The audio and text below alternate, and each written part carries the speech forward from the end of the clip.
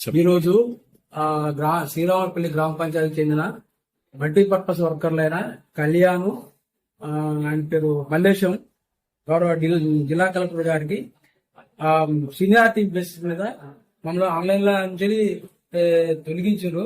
అక్కడ న్యాయం చేయమని ఒక పిటిషన్ కొడుతున్నారు. ఆ ఇద్దరు పిటిషన్ల మీద శ్రీరామపల్లి గ్రామ పంచాయతీని విచారణ చేయడానికి నేను రావడం జరిగింది.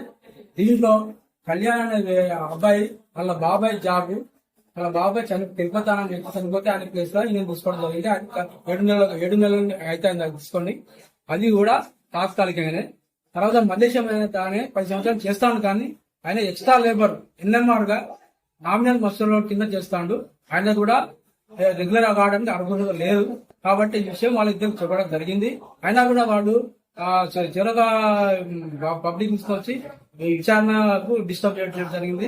ఇప్పుడు చేసిన విచారణను మరి రికార్డును పరిశీలించి అది ఏం జరిగింది అనేది గౌరవ డిపో గారికి, కలెక్టర్ గారికి నివేదిక సమర్పించడం జరుగుతుంది. యాక్చువల్ గా గ్రామ పంచాయతీకి ఎంత మంది కార్మికులు ఉండాలి, ఇప్పుడు ప్రస్తుతం ఎంత మంది పనిచేస్తున్నారు? 51 జియో ప్రకారం 500 జనాభా ఎంపీడబ్ల్యూ ఉండాలి. Multipurpose worker.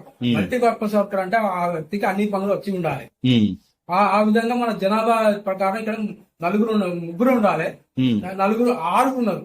గతంలో ఏమైందంటే ఈ 51 జియో లేకపోయినప్పుడు ఈ 4 పైసలను 6 పంచుకొని 400, 500 పంచుకొని సమానంగా ఉండేది. ఇప్పుడు అందరికి కూడా 9,500 ఇవ్వబడతాయి. ఎన్ఎంఆర్ అయినా కూడా తక్కువ జీతం ఇస్తలేదు, 9,500 ఇస్తారు.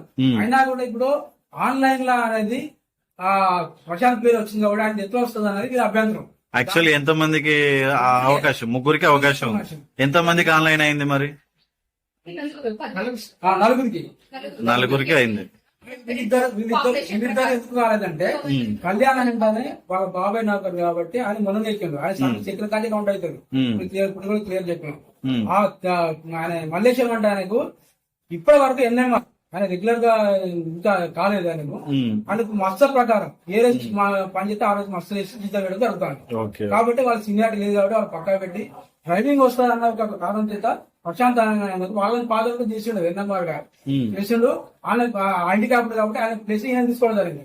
ఈయన అదనపు అర్హత ఏంటంటే డ్రైవింగ్ వస్తుంది కాబట్టి ఈయన డ్రైవర్ ట్రాక్టర్ వచ్చినప్పుడు డ్రైవర్ లేనగా ఈయన డ్రైవింగ్ చేస్తుంది. ఆయన ఎన్ని సంవత్సరాల నుంచి చేస్తాడు? సుమారు ఈయన వీళ్ళకంటే ముందు చేస్తాడు.